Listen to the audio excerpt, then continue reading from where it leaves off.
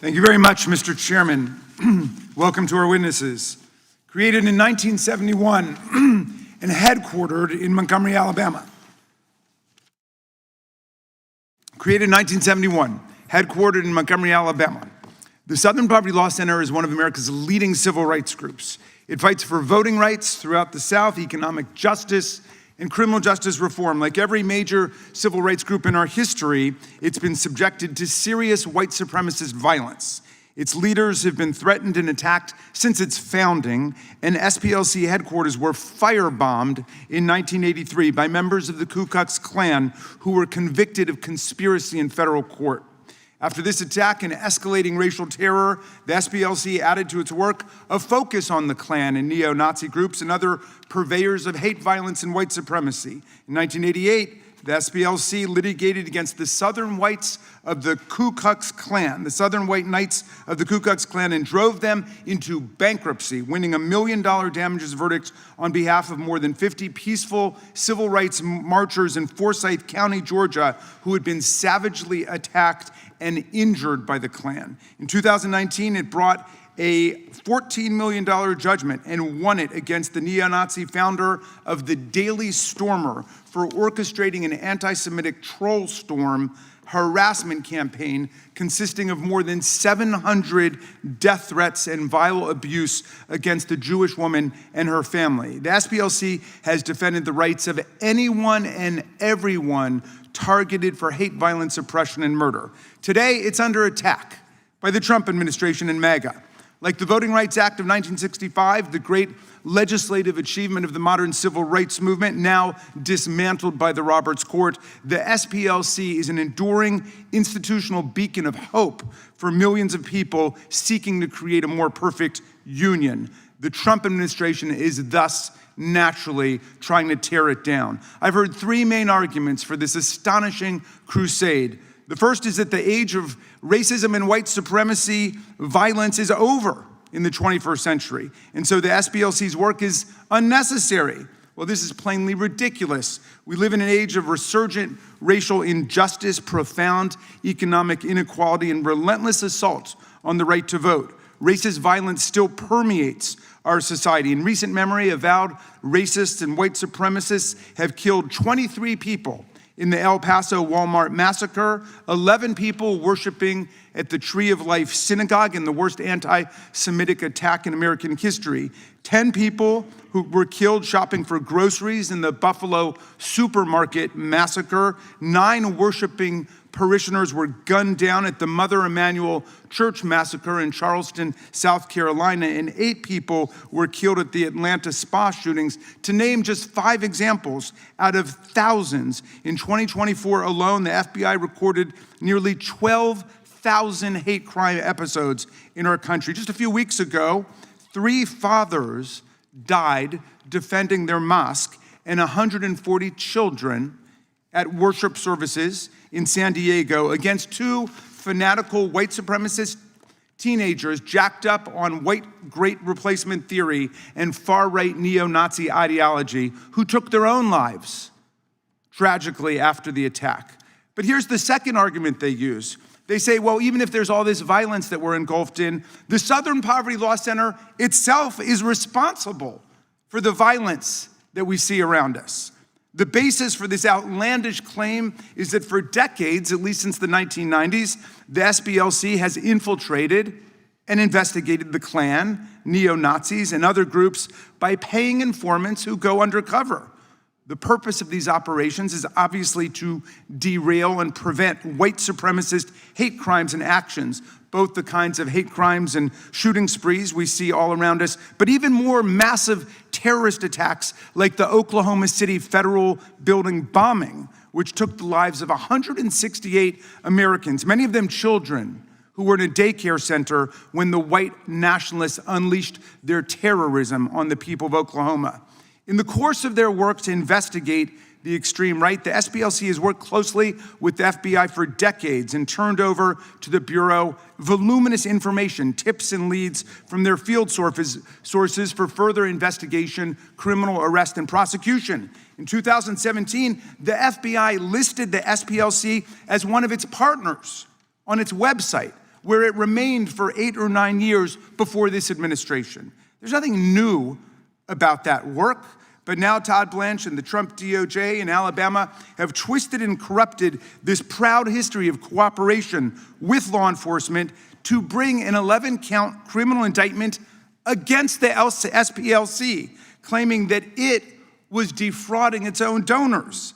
This is amazing, given not only that the SPLC donors and supporters cherish and prize the group precisely for its ability to get information in this way to stop hate crimes, but also incredible because the FBI itself uses the exact same practices for its own investigative work, spending in the neighborhood of not $3 or $4 million on undercover informants, but more than $40 million a year on undercover informants. There's nothing illegal about that.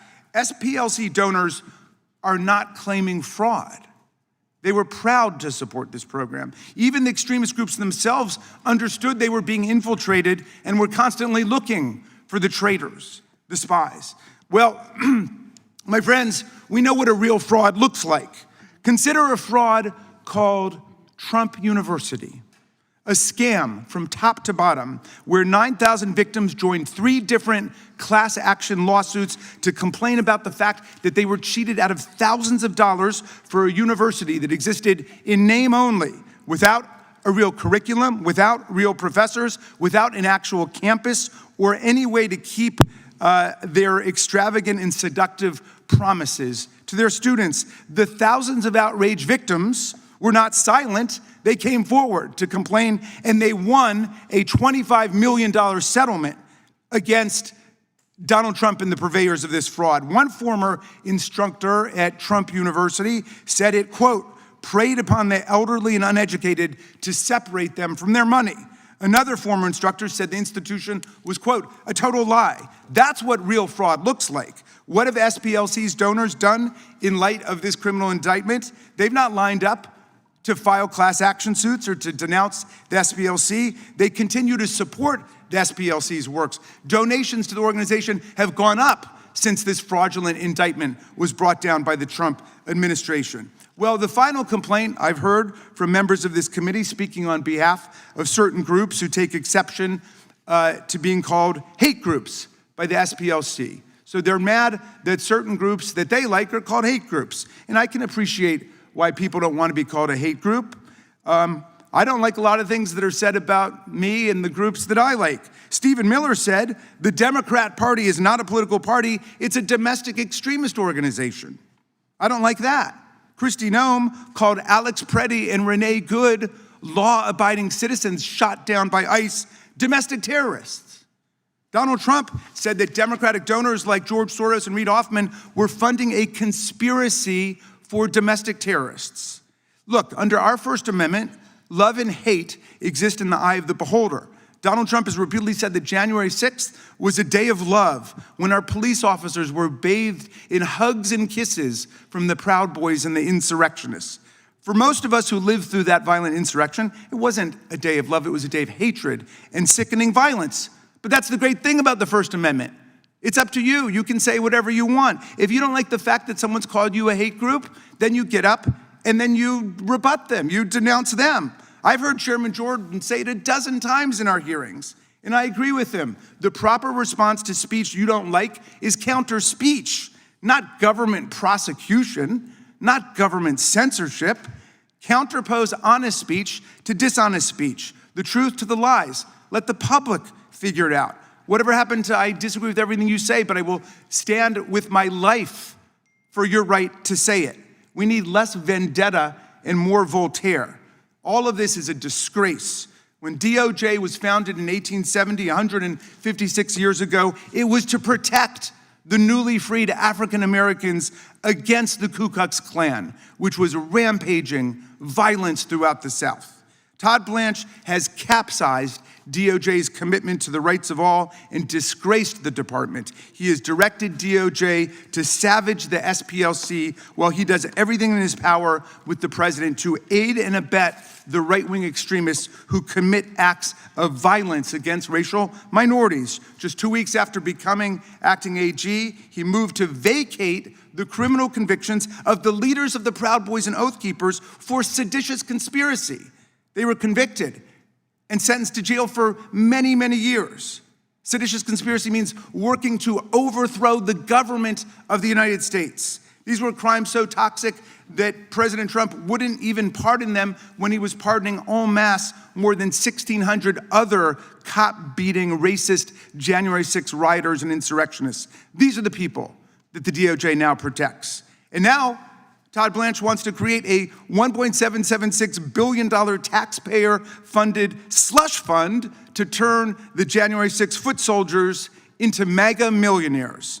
And while Blanche was at it, he signed an outrageous super pardon to give not just Donald Trump, but his entire family and all their businesses complete and total immunity from any investigation, audit, lawsuit, or prosecution by any federal agency for any criminal or civil violation against the United States up until this point. And while systematically firing prosecutors and FBI agents who worked on the January 6 investigation, the largest criminal probe in American history, Trump and Blanche are putting January 6 rioters, violent extremists, and their closest allies in key positions throughout the DOJ, like Jared Wise, who urged rioters to kill police officers on January 6, like Ed Martin, who defended violent cop beaters, both as a defense attorney and a federal prosecutor. He's been given free rein now as DOJ's pardon attorney, despite his long history of consorting with neo-Nazis.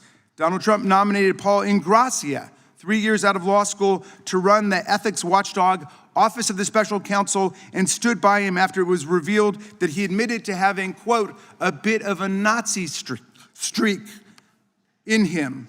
And he wrote that the Martin Luther King holiday should be tossed into the seventh circle of hell.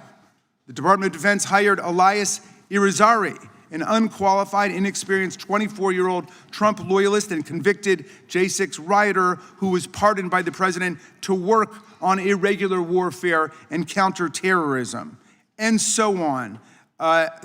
We understand that the extremist swamp that gave rise to this criminal indictment against the SPLC is just one more Orwellian attack on the civil rights movement and one more Kafkaesque prosecution designed to shame and ensnare the righteous and acquit and absolve the guilty. It is a tissue of lies that will join the pantheon of debunked fraudulent prosecutions that DOJ has been excoriated for by dozens of judges across the land, appointed by all different presidents. A few weeks ago, a federal judge in Rhode Island, Judge McElroy, called the government's submissions in a case misleading, if not utterly false. Another judge said that DOJ attorneys had submitted a patently false allegation to the court.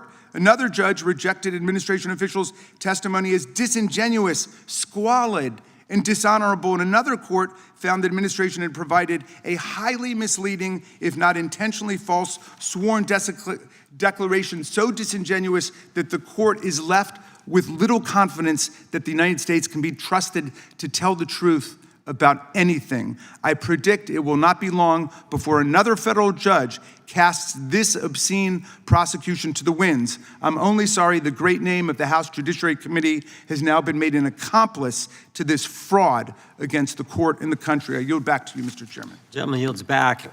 I don't think